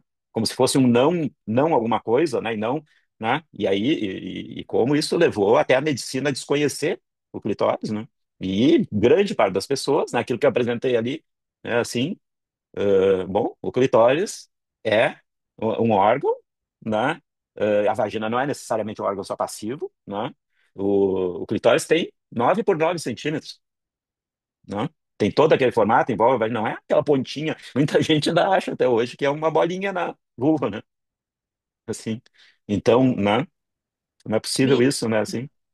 eu te agradeço, Maurício, por ter trazido assim essas colocações, né? Que eu fico pensando no impacto dessa confusão conceitual. Eu vou chamar dessa forma, talvez eu esteja equivocada, talvez possa ter um outro tipo de qualificação, né? Mas essa construção teórica da psicanálise, dos seus primórdios, e os impactos disso em tudo o que a gente aprendeu sobre psicopatologia, sofrimento humano, Uhum, as noções de Édipo e tudo mais, né? Eu, cada vez uhum, mais na clínica, eu me defronto justamente com essas questões bem primitivas na relação do bebê com o seio, e não outra coisa. O quanto isso está intensamente colocado no humano que escutamos. Né? E acho que tem muitos desdobramentos uhum, e faz repensar, e eu acho que precisa fazer repensar uhum, todo o processo de formação psicanalítica também. Tá? uhum. Então, Só uma coisa, para sim, não perder, que falaram, né, de indicações de livros, sobre esse tema que tu trouxe, tem um livro pequeno, na verdade é uma tese de doutorado de uma analista jovem de São Paulo, a Patrícia Amorim, tá, que é A Recusa da Vagina, que eu recomendo muito também. É relativamente recente, foi uma tese que ela fez na USP, né, de doutorado da psicologia da USP. Ela teve acesso, inclusive ela foi nos Estados Unidos, fez um sanduíche, e em Yale tem os arquivos pessoais não publicados da Karen Horney, ela teve acesso, né? E ela fez um resgate muito interessante, sabe, da história da psicanálise, passa pelo Ferenczi, né, mas é principalmente da Karen Horney, chama Recusa da Vagina, que eu recomendo. E é curto, porque é uma tese, né? É só a tese. saímos com leituras para os próximos 5 anos. Maurício, querido, muito obrigada Uhum, pela tua presença hoje, tá? Pela presença de uhum, todos. E antes de encerrar, eu vou passar a palavra para a Rosana, que tem um convite para fazer, né? E depois, um ótimo descanso para todos nós. E quem sabe a gente pode ter mais para frente a oportunidade de seguir pensando junto contigo e aprendendo, né, com os teus estudos, enfim, que tu tão gentilmente sim. compartilha com a E eu gente. quero ouvir de vocês também, quero conhecer mais. Muito bom. Também. Obrigada, Maurício. Rosana. Obrigada, Denise. Obrigada, Maurício, nossa, pela excelente manhã. E a gente sai assim, cheio de questões e perguntas, muito maravilhoso. Eu quero fazer um convite, então, para sábado que vem, que a gente vai ter o nosso espaço sobre psicanálise e educação, né, e das 9 às 10h30. E então a gente vai conversar com a Loiva, né, que vai nos falar sobre contextos escolares e o referencial de indicadores sobre o risco de desenvolvimento infantil, o IRD. Né? Então, estou fazendo esse convite para vocês todos poderem estar conosco, participarem, para a continuidade, né, o nosso encontro mensal. Certo? Muito obrigada e um ótimo fim de semana a todos vocês. Um abraço. Bom, Obrigada, Rosana. Obrigada pela participação de todos e até uma próxima atividade. Bom final de semana. para todo mundo. Tchau, tchau. Bom Tchau. final de semana a todos. Tá.